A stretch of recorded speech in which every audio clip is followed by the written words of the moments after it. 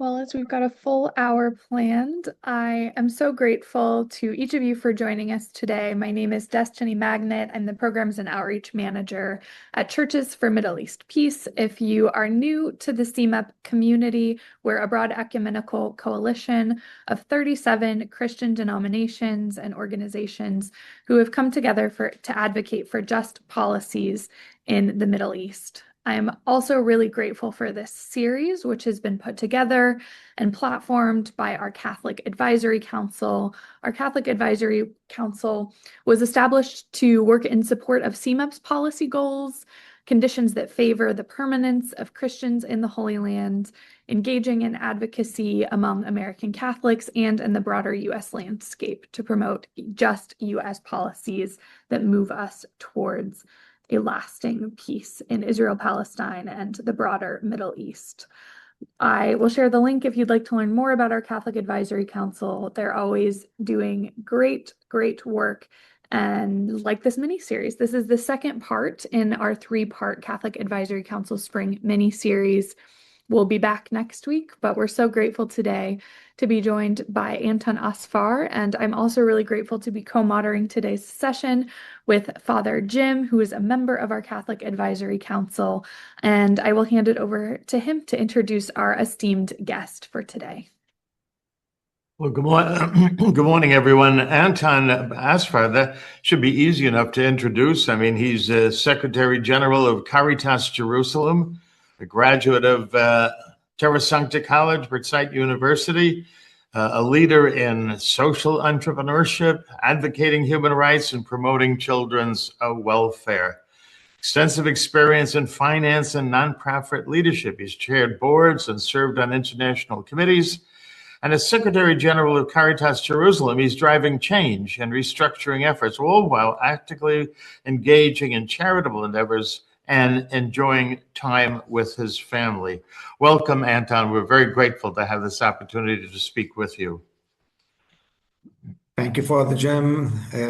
Thanks for CMEP Destiny and all the CMEP team for hosting me and providing this platform to share from what is happening over here in the Holy Land, Israel, Palestine. I was born and raised in Jerusalem for a local Catholic Aramaic Syriac Catholic parish in Jerusalem. I'm a subdeacon. My father is a deacon. I'm a father of two, studied also abroad for my master's degree in Belgium, returned back because I love Jerusalem, and I continue to serve my community over here, all over. I served for around 23 years in the Latin Patriarchate of Jerusalem in the office of the Patriarch. So I worked with three patriarchs, Patriarch Sabah, Patriarch Stwal, and Patriarch Cardinal Pizza Bala. I was elected by the Assembly and the Board of Caritas Jerusalem to lead Caritas in September 2022. And the plan was to build on the strength of Caritas Jerusalem and try to develop and strengthen the systems in place and strengthen the services of Caritas Jerusalem all over the Holy Land, with a scope also in growing into serving the most vulnerable also in Israel, because there's vulnerability in Israel at the coastal areas and the Galilee. But throughout the four phases of change process that we have worked through, all of a sudden, in October 2023, there was the burst of the war and the crisis in Gaza, which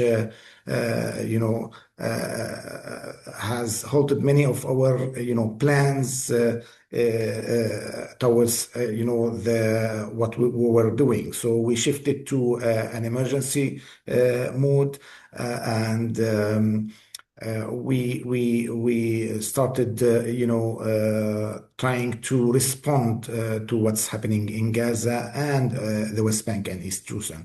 Let me share my screen just for a slideshow so you.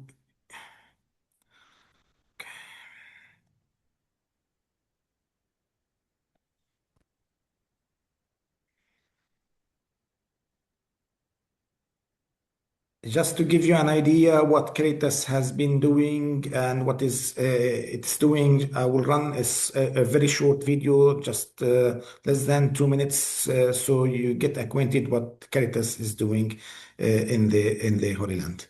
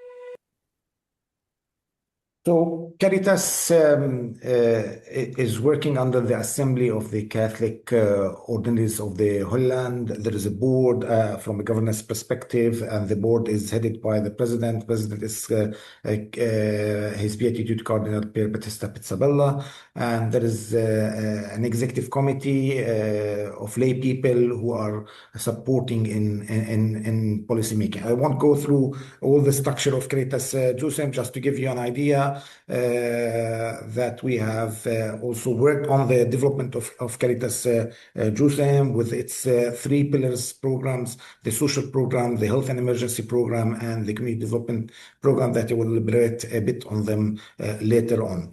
We are well spread all over the Holy Land. We are present in Jerusalem at the Notre Dame Center. We have presence in Ramallah. We have an elderly daycare center in Ramallah, a vocational training center for women empowerment in Ramallah, and we are well present also in the Jenin area, Jenin Governorate. We have an office in the Zababde parish. We have a medical and rehabilitation center in Taipei that is threatened in the last period, plus an office that I'm talking from in Bethlehem, very close to the Manja Square, 300 meters away. And we have a very significant presence in Gaza. We have a medical and rehabilitation center in Gaza at Al Shati Beach Camp, refugee camp. We are well spread, as I said, and we have around 180 staff members with a significant presence in Gaza, 129, plus the volunteers. We have been operating in Gaza, and we haven't stopped at all throughout the crisis in the last 2 years and a half. Well established, but as all The organizations has struggled, our staff has struggled and have been pushed and internally displaced several times, more than 8, 10 times all over Gaza. They have been pushed to Rafah, as you remember. We had to operate in Rafah area before May 2024 in makeshift tents in order to provide life-saving services, health services to the community. And we were preparing for the invasion of Rafah, and that's why we have reallocated and we repositioned ourselves in the middle area to the south of Wadi Gaza.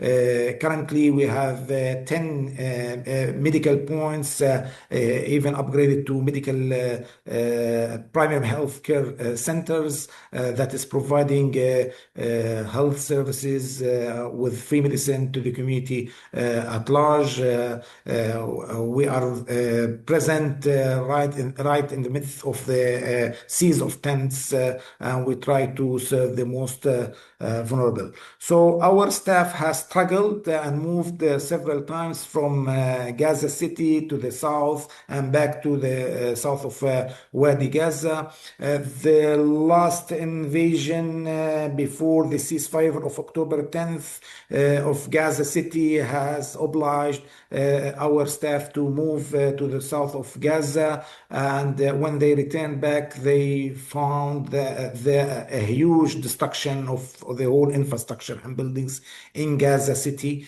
unfortunately. And that's why they are still living in makeshift tents and tents and without proper water supply, and electricity is disrupted in Gaza in a very unhealthy situation in Gaza. Unfortunately, during the incident in October, end of October, at the St. Porphyrius church, Orthodox church in Gaza, a bombardment came to adjacent building that collapsed over the shelter of the St. Porphyrius Orthodox shelter. Our colleague Viola, wonderful colleague who was a lab technician, was killed in that incident with her couple of months daughter, her husband, her sister, and her sister's children. 12 from the same family, 18 Christians at the same moment were killed, same evening were killed at that moment, unfortunately. We mourn them, her, and also Isam Abed Rabbo. He's a doctor pharmacist who was also in the intensive place, moved to live with his extended family. They were in a building, 30 people, again bombarded. He was killed with his children. The only survivor was his 3 years old daughter. She's now 5 years old. I wanted to convey this so you understand that there is beyond figures, faces, stories of families who has been killed in Gaza, and they have their own lives. As an organization, as Caritas Jerusalem, when we heard the news of the killing of our colleague, I met her personally several times while going into Gaza. We were really traumatized by the fact that our colleagues were killed at that moment in October 2023. And the whole organization was really struggling at that moment. But, with the support of our brothers and sisters out there, with the messages of support, with the prayers held, with the masses held all over the world for us over here in the Holy Land, we felt really the power of the prayer over here over the world, and and the support of all our brothers and sisters, and we got uplifted and continued our mission in serving the most vulnerable, and we are still continuing and stubborn to continue to serve the most vulnerable in the Holy Land. We have a quite significant presence in Jenin area. Also, we save more than 32 villages and towns, and especially in Area C, was a big struggle to create a safe zone or security zone for the settlements around these areas, and farmers, landowners really struggle in these areas, and we try to support them to grow their crops, to preserve their lands and protect their lands with whatever means that we get and resources. This is one of my trips throughout the West Bank on the way to Jenin. This is Sinjal village. So you see it all over. Whenever I go on visiting for being with my colleagues in the north or south of the West Bank, I'm astonished by the fact of the huge change that is happening on the roads, the enlargement of the roads all over the West Bank, whether it's in the north or the south or the West Bank. You see also fenced communities and new gates. There is more than 1,000 gates and barriers that is hindering the Palestinians from getting out of their villages. Unfortunately, I have a colleague over here in Bethlehem. He's struggling to go in and out to his village. The gate is closed at 7 o'clock in the evening, and sometimes it's not open even during the day. There is a big struggle. Imagine a pregnant woman who can't get out of that. And she want to deliver, she can't get out of that gate, and she has to go on a bumpy road in order to deliver. So it's a huge struggle for the Palestinians all over the West Bank, and with the settler violence that is happening all over the West Bank in different communities. And we witness this on a daily basis also at our medical center in Taipei. This is in front of Jenin, to the left side, Jenin government hospital, and you see the Jenin refugee camp, which is quite empty. So there's internally displaced people that we work and we support and try to provide them with their basic needs, because they were pushed out of their houses in the refugee camps. And these buildings behind me is empty buildings, only military presence over there, and it's quite dangerous to get into these areas. In order to understand, what is happening, also the impact of the war of Gaza on the West Bank, you have to understand four significant issues that happened and impacted the West Bank. First and foremost, the access movement. Palestinians are struggling to move from one village to towns, or from one village to the city. Permits are also stopped, and laborers were laid off from Palestinian laborers were laid off from the Israeli markets, and they have lost their sources of income. We're talking about more than 180,000 laborers who has lost their income. The third significant factor is the tourism sector and pilgrims who are coming, and people over here, especially in the holy places, are highly dependent on pilgrims. They have, this has totally collapsed and stopped, and unfortunately, many families has lost their source of income. The third factor is that the Islamic Ministry of Finance is withholding the tax benefits according to the Oslo Accord from being conveyed to the Palestinian Authority, and that's why civil servants are not paid. For the for Caritas, it tries to answer these needs that is happening in the Palestinian communities with its three programs: the social program, the community development program, and the health and emergency program.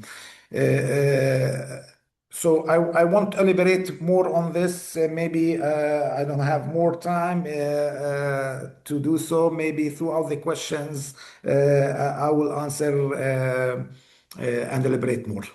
Thank you. Over to you. Thank Destiny. you so much, Anton. We are so grateful for all of the work that Caritas has been doing in Gaza, Jerusalem, the West Bank, and beyond. We will move now for our audience into a few questions from Father Jim and I, but we'll also have time for audience Q&A. So if you have questions based on Anton's presentation or about the work of Caritas, or conditions on the ground more broadly, we invite all of our audience members to submit those using the Q&A feature, and we'll circle around to those as well. One of the things that really struck me in your presentation is that the humanitarian situation in Gaza, but also in the West Bank, has deteriorated so significantly over the past 2.5 to 3 years. So how has Caritas been able to scale your activities to meet the significance of these needs?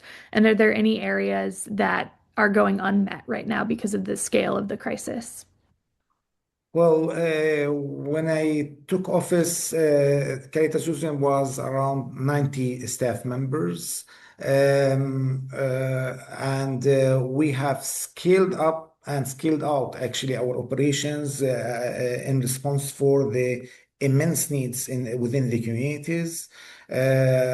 We have appealed to all over the world to support us with resources in order to respond. And as you mentioned, the need is immense, whether it's basic needs from food, from hygiene kits, from healthcare. We run medical days all over the West Bank, including for sure Gaza, through our medical points, 10 medical points in Gaza, and also mental health and psychosocial support for the children and mothers, and extended it to their families.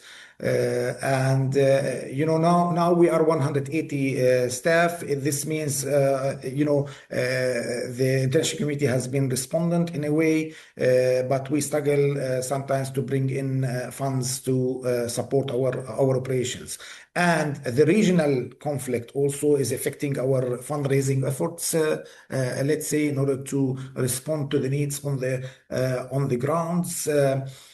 When you go to a medical day in Bethlehem or in north of the West Bank in Jenin, we have done one in Zababde, in Jenin, nearby Jenin refugee camp, in Anabta, Tulkarem, and you see, that people can't afford, because there is no health care system in Palestinian territories, can't afford paying for health care in the West Bank. They can't afford buying their medicine. So we offer these services for free. Even we bring specialized doctors, and we provide the needed medicine for free to the community, besides providing psychosocial support. In a way or another, we have scaled up, but still, our appeal for this year 2026 is very high. We are really struggling to bring in more funds in order to respond. We're talking about in our new appeal even serving the injured and wounded with providing artificial limbs and rehabilitation to these people, water tracking, because there's no clean water in Gaza. We are struggling also with currently with the situation that rodents are spreading in Gaza, and the spread of diseases. So there is a public health issue also in Gaza. I've got two things I want to ask you about, Anton. First of all, where does your funding come from? With the significant funding, and because there's a lot of appeals being made and a lot of different things. And the second thing is, what's happening with the children? Because if they grow up, they're going to grow up with resentment, with hatred, with memories that don't help for the future. What's being done with them? Okay, thank you for this important question. As you know, Caritas Jerusalem is a local organization working under the church. It's a social arm of the Catholic Church in the Holy Land.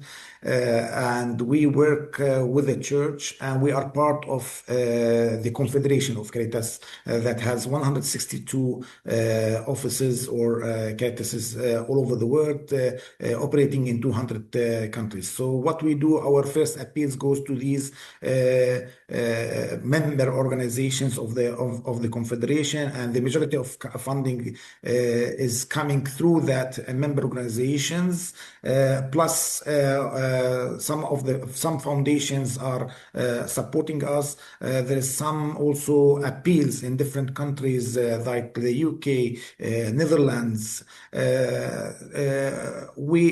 There's some few foundations that is supporting us from the States in a way or another, but not so many. We look forward that we could receive more support from the states to serve the communities, because there is funding gaps actually, and we could serve more and alleviate the suffering of the community given the situation. Also the children. You mentioned the children and the struggle of the children and their parents. Parents has lost their source of income. They can't buy their own basic needs. Children has to go to the schools in the West Bank. Let's say Gaza is another story. So if they wanna go to the schools, they should enroll their children. They enroll their children, especially in Bethlehem Governorate, in schools, private schools. They have to pay tuition fees, and they can't afford paying tuition fees. Even youngsters who go to universities like Bethlehem University, they can't afford paying their own tuition fees because of the socioeconomic situations of their families. So we tend to, try to fundraise. One of the foundations in the States is supporting us in supporting tuition fees for 300 children all over the West Bank. One other foundation in South of America, and Chile, they are supporting us with 750 children. So we're trying to support their tuition fees. Now, children are really traumatized by the situation, even in the West Bank. I have also young children. I have 13 years old and 15 years old children, and they keep asking questions why this is happening, when this will happen. My children are enrolled in a school over in Bethlehem. There is a new outpost in the east of Bethlehem, Bet Sahor area. And they see the flags, and they see, the aggression of the settlers on the road, and they are terrified by the fact of the presence of the guns around on their way to the school. So what Caritas is trying to do, and other organizations are trying to do, we engage with these children. We try to support them mentally. We try to extend it to their families in order to support them and in order to cope with the situation. Thank you. Yeah, thank you. And we've got a couple audience questions that I think are along this line, but for families in the West Bank who are no longer working because of the collapse of the labor market, the tourism industry, how are they meeting their basic needs? What is their livelihood looking like, and how is Caritas helping to fill that gap? Well, the economic situation is really, really very bad in the West Bank. Whether it's from Bethlehem, Hebron, to the north of the West Bank, even Jerusalem, East Jerusalem, our families are struggling. When I said I'm shocked by the fact that I see people on the medical days that I couldn't imagine that they will arrive to these medical aids because they were in a better economic situation. Now they have really lost their sources of income. Even parents who were working at the Israeli labor market or working in the tourism sector, they have lost their sources of income. Imagine the situation with the hotels, pilgrims houses, souvenir shops, workshops. They have lost their sources of income. Laborers were sent home, and they can't even, afford buying their basic needs, their food, toys for their children. So what we do from time to time with the church, with the Latin Patriarchate, we do distribute food coupons, food packages. We do what we call the MPCA program, which is multi-purpose cash assistance, so unconditional cash to these families. So we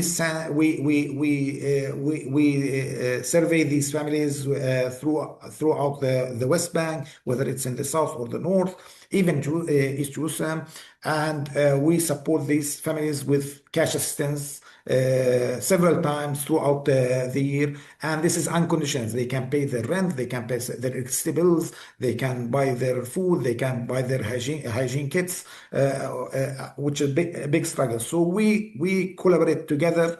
It's not only Caritas Jerusalem who's supporting this, because it's an ocean of needs actually that we can't meet. So we work together, we collaborate together with the church, with the Latin Patriarchate, with other organizations in order to try to meet, and we cross-check with each other and map the needs in order to answer these needs that we can't answer, in full. Also, what we do with the youth, with the youth is very important, and also with the families. We try to bring these youth and youngsters, train them for the future, like culinary, food and beverage, and whatever at Bethlehem University, at vocational training programs, in hope to plant hope that the future will be better and pilgrims will come back, and you should prepare yourself. The second thing that we're doing also is any family or family member or a youth who has an idea, a great idea of entrepreneurial micro project. We bring them, we train them, we give them we provide them the skills with the tools, and we bring in small grants, what we call them micro projects grants, in order to stimulate, their ideas and support them with the assets needed, and try to, provide them with dignified tools in order to bring income to these families. And we have quite very good, successful stories. You can visit our website, caritasjr.org, and see these really wonderful people who want to work and want to earn their income in a dignified manner. And this is our aim, is to provide, ways and tools, and to teach the community how to fish and not give them a fish. Mm-hmm. So we work from charity to development perspective. Yes. This is our way of doing things, charity to development, because we don't want the community to depend on charity. No, and really Palestinians, they have they have their own pride, and they wanna. But there is some cases that they need to be helped. Like elderly people, that they are abundant. So that's why we intervene with elderly people. We have an elderly daycare center in Ramallah. We provide more than 150 meals, twice a week in Ramallah area. We try to provide in different areas. There's people with disabilities also abundant. So we try to support these people with disabilities. So even people with disabilities, we try to provide with them with the micro projects. Anton, what kinds of questions do your kids ask you, and how do you answer them? Wow. Yeah, like why we are hit by the missiles of Iran? Why is this? Why we should struggle? Why we can't go out of home? Why we are online and not going to school? We are hindered from going to school. So these are the kind of questions, and why there is threat on the way, and why we have to show our certificate of birth on the way out from the checkpoint from Bethlehem to Jerusalem, because I live in Jerusalem.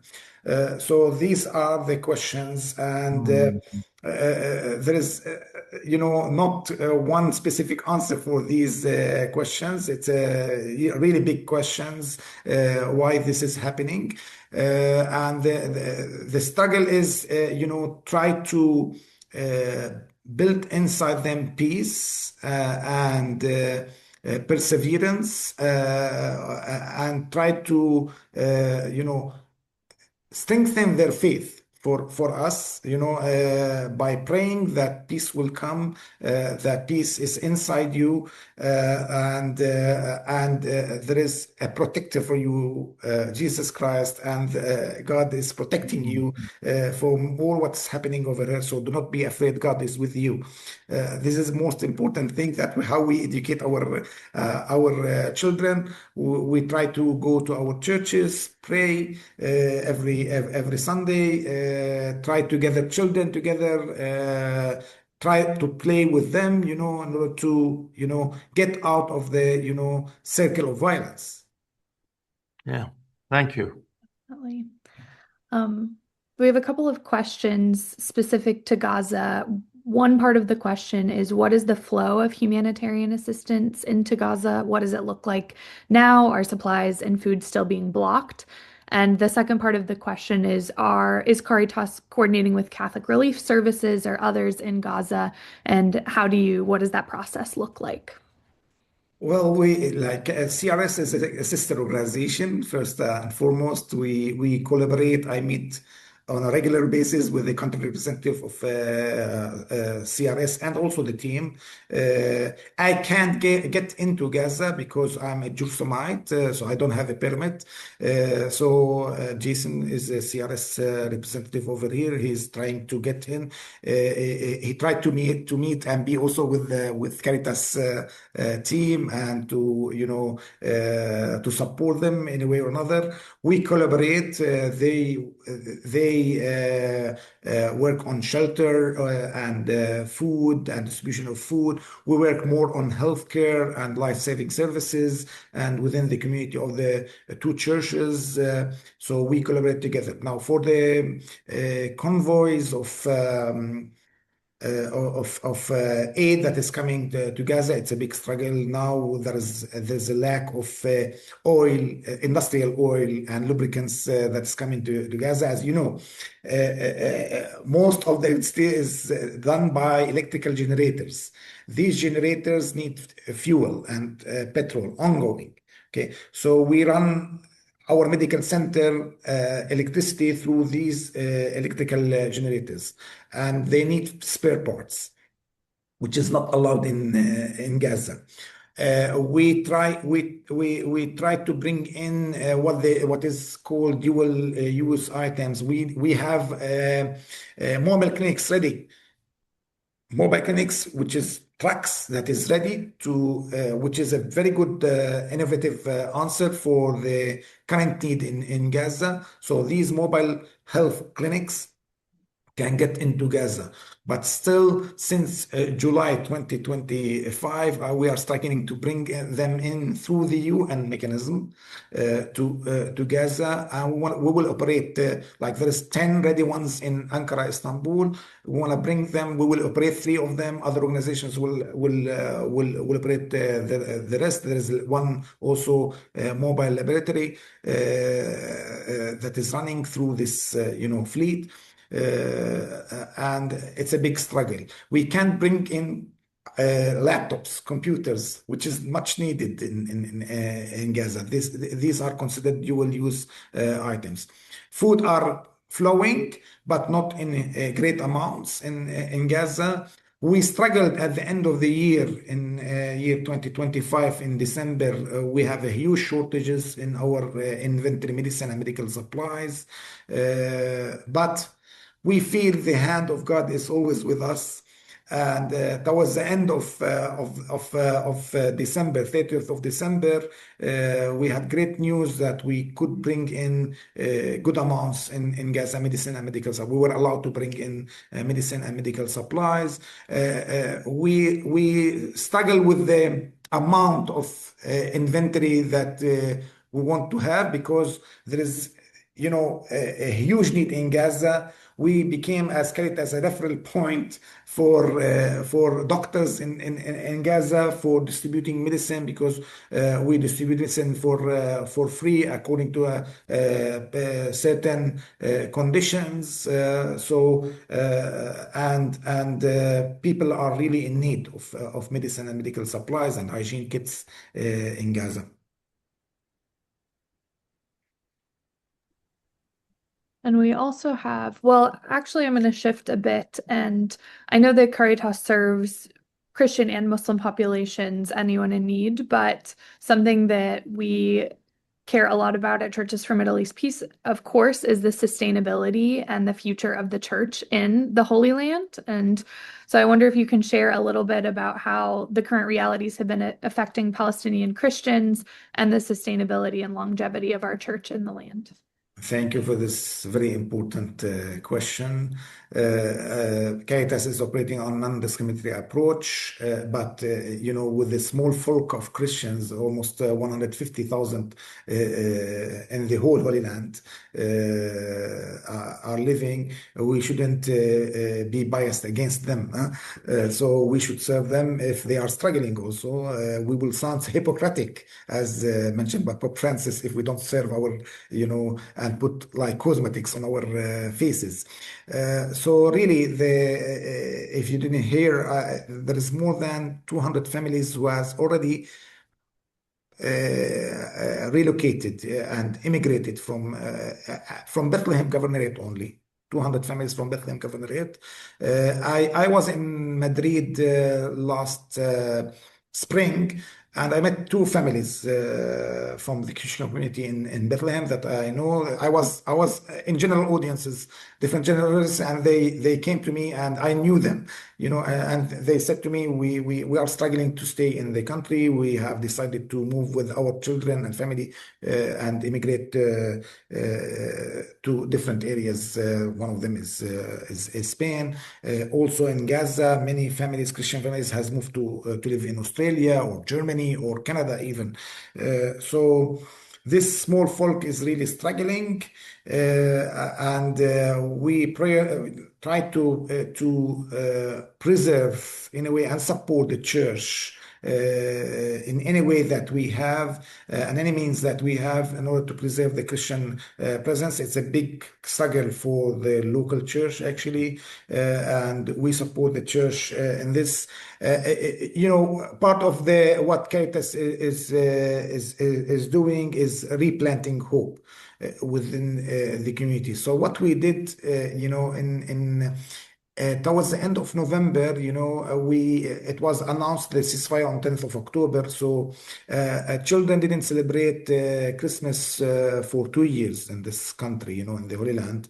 And I was talking to Maher, who is the mayor of Bethlehem at that time. Now there's elections of the municipalities in different towns and villages in the Holy Land, in the Palestinian areas, I mean. So he said, we don't have the means. I'm not paying the salaries of the staff of the municipality, but we should do something to the community and relaunch, Christmas ceremonies.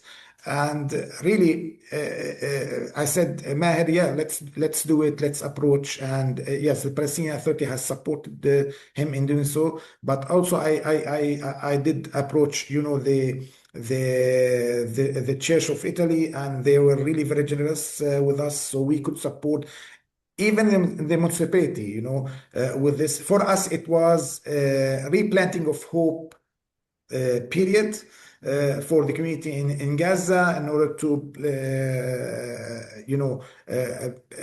try to build hope in the community in order to cope with the situation over here.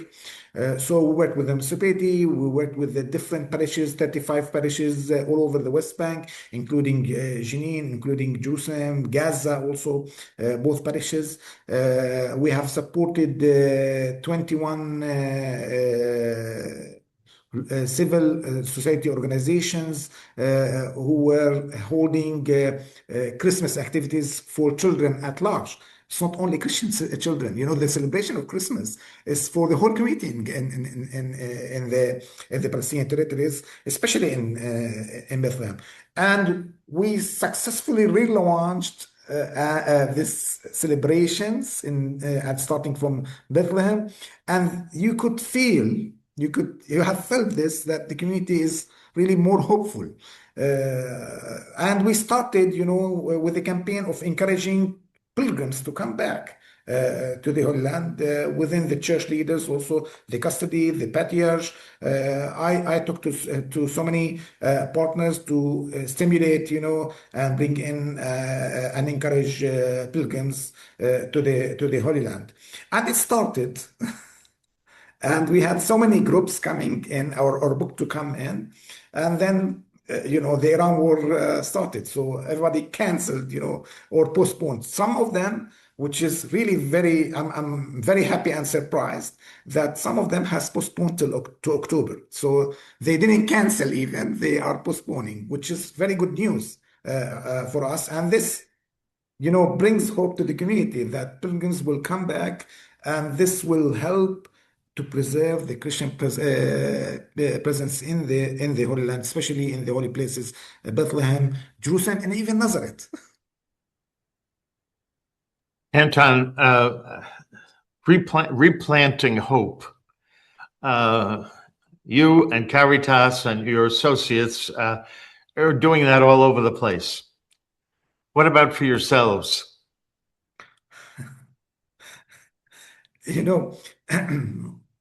It's not easy to have a mission like our mission in the Holy Land. And it's really very stressful, with the situation when you have colleagues that you know them and you have this bonding relationship. Even with I mentioned the case of Viola, our colleague in Gaza. What we did on October 7th, October 8th, we launched a system called body-to-body system, so a support system, a psychosocial support system for our teams. Our teams in the West Bank and Jerusalem support the teams and their colleagues in Gaza. So one colleague has to call 3 to 4 people in Gaza. We created this bonding relationship between the staff. And imagine a situation that you're calling your colleague on the day, and the next day she's killed. You hear that the news that she was killed. You'll be deeply traumatized. And this is what happened exactly. We're on our knees when we heard the news of Viola. What we did, I remember the next day when the news is first holding the rosary and praying, and this provided us with things at the first moment, let's say. But with the support of our brothers and sisters out there, and the messages of support and prayers and held masses, we really felt uplifted. And that's why I say, please do not underestimate your prayers to the Holy Land. It's very important, it's powerful, and we feel it. This is how we cope with the situation. We are empowered, and I feel it every day. When there is a situation over here, I feel how supportive is my colleagues from abroad, really. So this bonding relationship with our brothers and sisters abroad is really supportive to us. Being with the family, going out, having a walk, listening a bit to music, doing some sport will help you a bit. Yeah, it's not easy. It's not easy to do it, but I do really encourage also my colleagues to do so. And from time to time, like I'm telling you, we went through ourselves, including myself, to psychosocial support sessions ourselves, when we're deeply traumatized, and we still do it to each other, and we are supported. So we continue to serve our community, to serve the most vulnerable. And very important to understand, our motto is we put love into action at Yes. Caritas Jerusalem. Yeah. And this is not a generic one. And it came to me when I used this motto when I was in December 2022 with the Patriarch in Gaza. The Patriarch went with us on a field visit to visit the Caritas programs in Gaza. And on the pre-Christmas Mass, through his homily, he said, I was really deeply touched by two things: a verse on the wall of the missionary sisters, Mother Teresa sisters, and the work of Caritas, because you see love in action. Mhm. And this Yeah. is love that we are taught in the gospel. This is what I, is healing. can I So, just say thank you that your energy and enthusiasm, I think, gives hope to other people, me especially. Thank you very much for that. thank you. Absolutely. And we're in our final 8 minutes. And so I might finish with one final question inspired by this message of love into action for our audience today, for Catholics or Christians or anyone in the US or international community who feel called to respond. Are there any specific actions, advocacy priorities, or ways to support Caritas in the communities that you serve for us? Yeah, thank you for this. This crisis and conflict haven't started in October in 2023. It's a decades of struggle and conflict. We need, a resolution for the end of this long years of conflict. And our aim is peace. But peace, in order to aim for it, you need to promote justice. And it won't work if we don't promote justice. So settler violence has to stop immediately against Palestinian communities all over. It has been like 36 Palestinians were killed from the beginning of 2026, even 180 settler attacks since the beginning of the year in more than 190 communities, including Taibe, Aframic, the only Christian village remaining in Gaza. So what we call is that you put some pressure on your MPs and talk to them and try to change the policy in order to bring parties, both parties, Palestinians and Israelis, on a table, negotiate for ending this long circles of violence and to have a resolution for a two-state solutions as the church calls to. Thank you Thank so you. much, Anton, for being with us. And I'll share a couple of direct advocacy opportunities for those in the US. One comes from the U.S. Conference of Catholic Bishops, which is one of Churches for Middle East Peace member communions that's calling to answer His Holiness Pope Leo's call to urge to press for peace in the Middle East. So particularly for Catholic communities, but for all, we're grateful to His Holiness for using his voice following in Pope Francis's legacy in that regard. And this is all online, but if you're called to come to Washington, D.C., to advocate directly with your congressional representatives and senators, Churches for Middle East Peace, as well as a broad coalition, are putting together this advocacy summit in Washington, D.C. in just a couple of weeks, May 5th through 7th.